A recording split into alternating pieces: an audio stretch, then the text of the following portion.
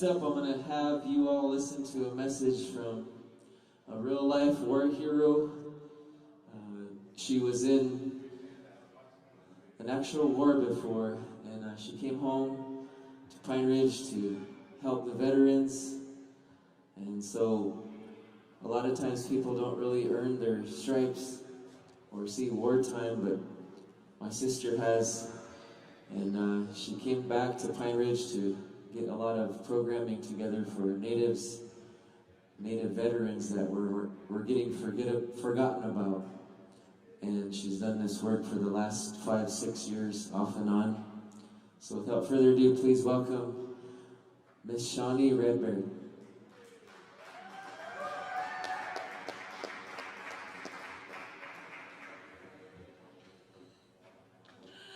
Good evening, everybody, friends, relatives. I guess I don't need to introduce myself, but I will anyways. As Brother Scotty said, my name is Shawnee Redbeard. I'm a United States Marine Corps combat veteran. I served in OEF, Afghanistan, TENTAC 2 in 2010. I was part of the female engagement team.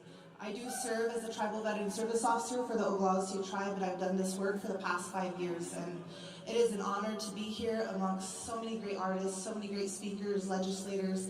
I got an opportunity to say hi to Mashke Red Dawn outside, so it was great to see her. You know, I didn't really prepare anything tonight, and I don't typically prepare anything when I'm asked to speak. We as Natives know that we speak from the heart, and we speak in such a humble way that I felt that that was necessary tonight.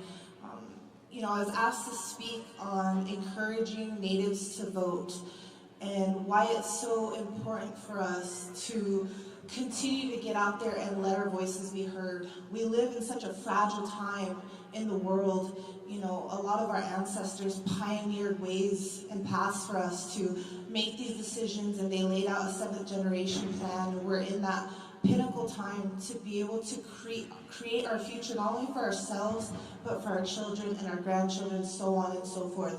We are going to create the next 7th generations moving forward in lifetimes that we're not going to see where our voices lead us to, and we have to be able to make those impactful changes right now.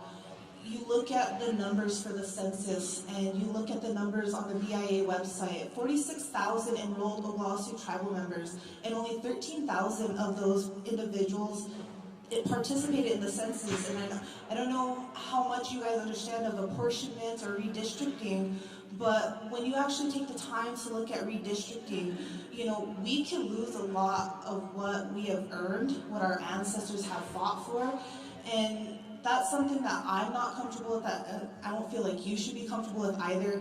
You know, like Brother Scotty said, I did go over to Afghanistan, I did serve in a wartime, and you know, it's that time in service for a lot of us veterans that, you know, we sit there and we take voting, you know, seriously, because we need to have our voices heard. We sit there, we fight in wars. You know, Native Americans are the highest serving race per capita in the United States military historically. And Lakota County has always been blue historically.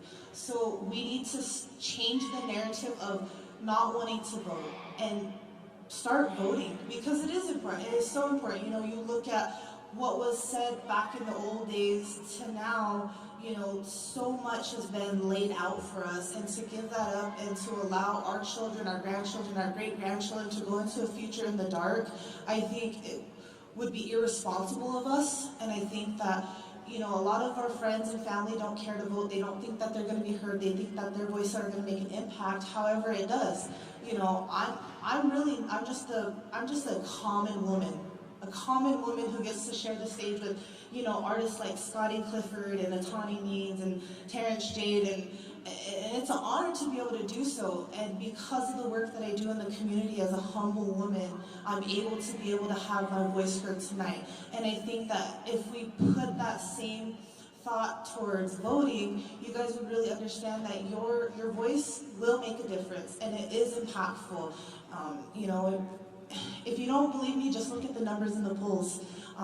You know, like I said, I don't really have much else to say except for I really think that voting is important. I think that we need to be the responsible ones here. It's our time as a 7th generation to make that impact and move forward. The pioneers have already done it for us. We just need to find innovative, creative ways to make our voices heard, to get people to want to vote, to let them know that it's important, to let them know that we're not going anywhere and the Indigenous vote is going to count and it's going to matter. Thank you.